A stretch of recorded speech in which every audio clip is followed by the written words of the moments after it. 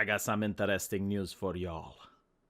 Well, the leader of the free world gets banned from Twitter, and everyone is in shock, as if they didn't expect it, as if the press didn't warn you about it since November. Facebook is up to shenanigans. They are doing a malarkey. Because everyone is talking about something else, and in the meantime, they're trying to sneak this in. You know WhatsApp? An application that a woman made me use.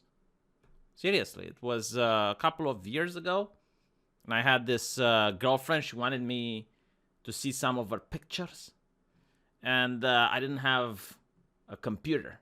And she's like, "Do you have WhatsApp?"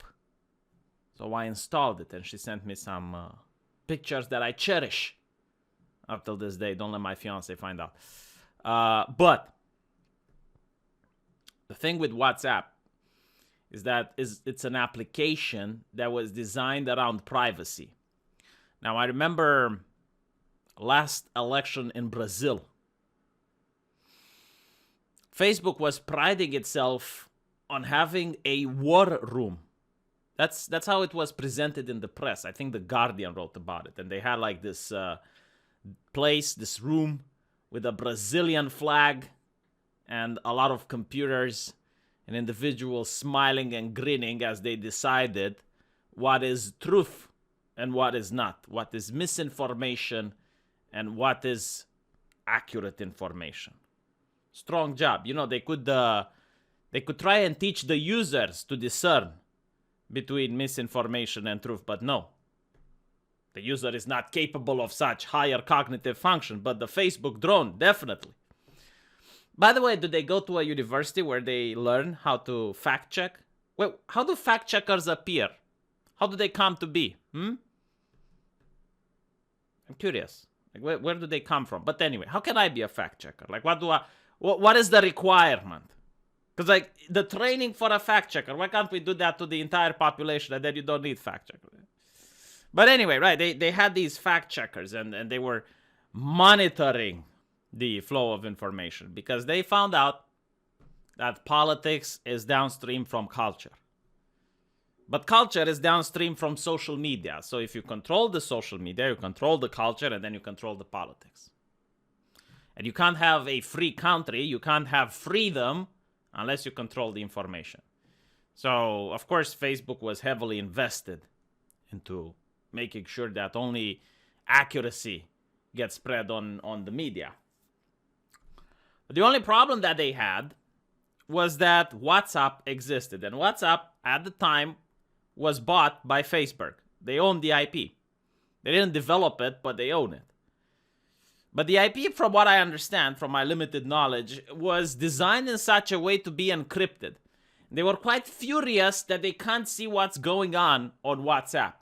That people have the audacity to talk without a chaperone. It's like allowing children to talk with each other without the supervision of an adult. It's dangerous. And they freaked out about it. There were articles in the press at the time.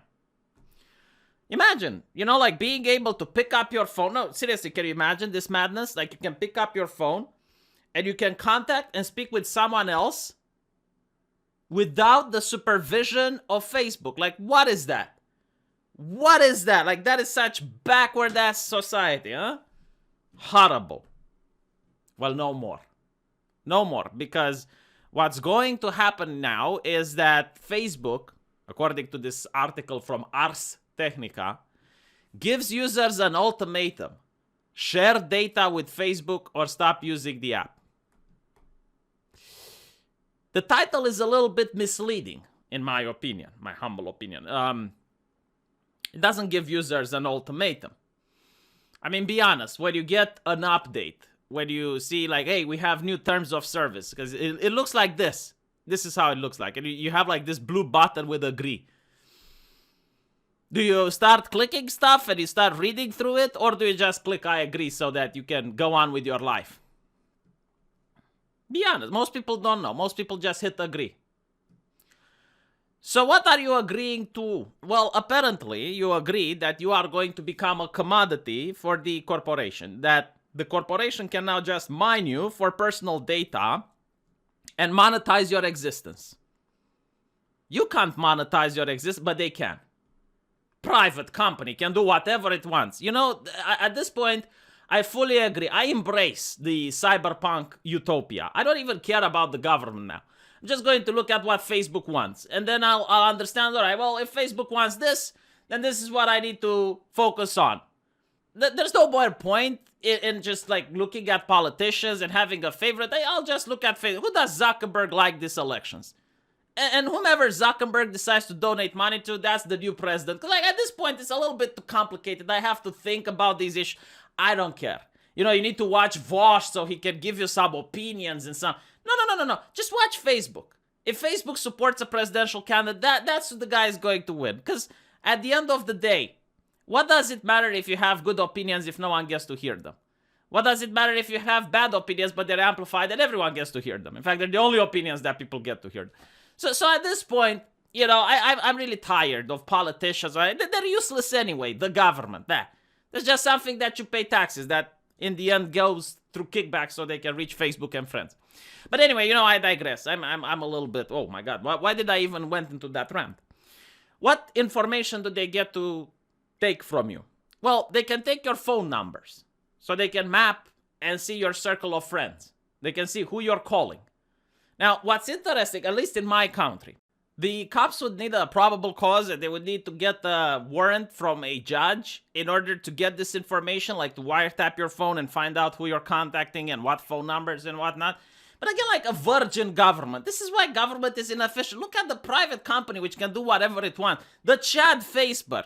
The Chad Facebook can just take away without a court order. It's like, all right, let's see who this guy has contacted when. They can see other people's phone numbers stored in address books. So if I have a friend that adds me on WhatsApp, Facebook can now have access to my phone number.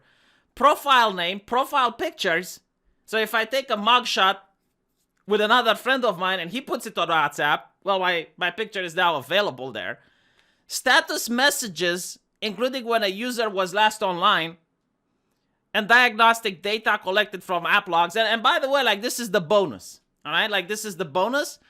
Facebook reserves the right to share collected data with its family of companies. And this is assuming that Facebook is on such good behavior and doesn't share the data with, I don't know, the Chinese, for example.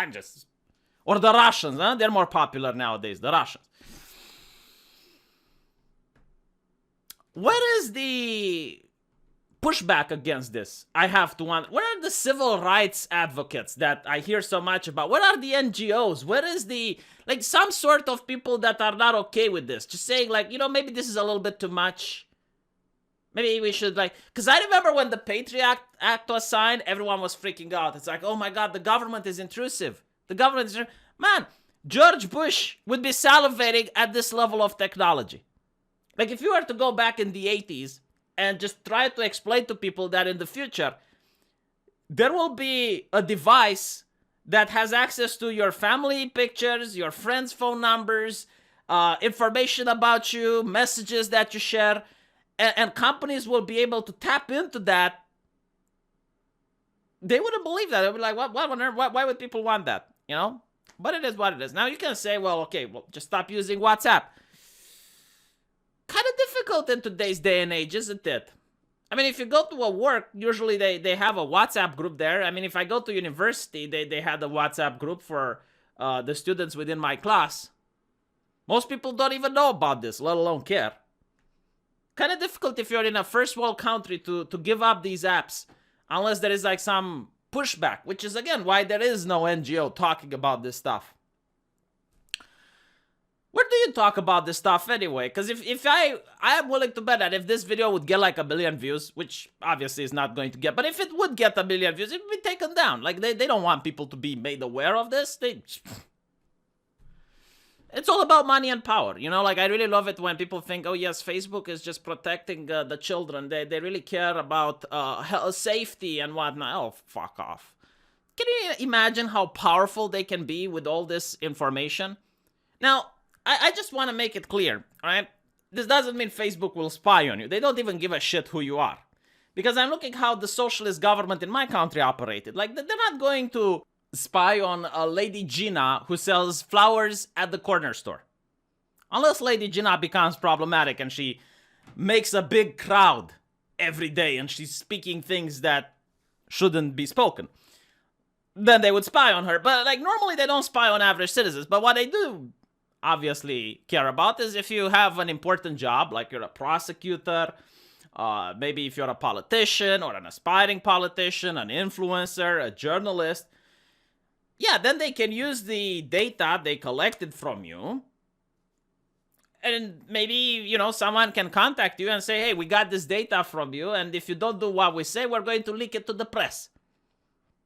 This is done constantly under dictatorships and under authoritarian states. I mean, now, I don't know if Facebook is going to do it. I'm not saying they will. But my question is, why wouldn't they? They're a private company. Why shouldn't they? What is to stop them?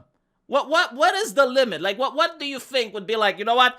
Zuckerberg is such a moral and upstanding guy, he would never, ever, like, this would never happen.